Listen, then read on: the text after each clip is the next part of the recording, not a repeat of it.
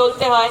যখন একজন বাঙালির সঙ্গে দেখা হয়, তাদের ঘন্টার পর ঘন্টা গল্প করা, আমাদের সেই কলকাতা শহর, আমাদের সেই পশ্চিমবাংলার গ্রাম বাংলা, সেই মেঠো পথ, লালমাটি, সেই গল্প কিন্তু আর শেষ হয় না, তাই তো?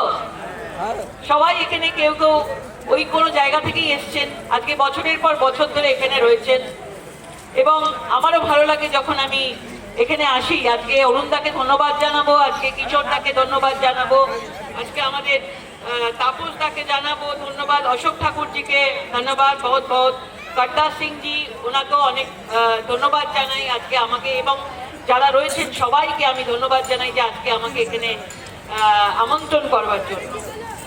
আমরা সবাই জানি যে দিল্লির ইলেকশন সামনেই, এবং সবাই আমরা একত্রিত হয়েছি, এবং নয় নয় করে প্রায় 20 থেকে 25 লাখের মতন বাঙালি এই সারা দিল্লিতে আছে।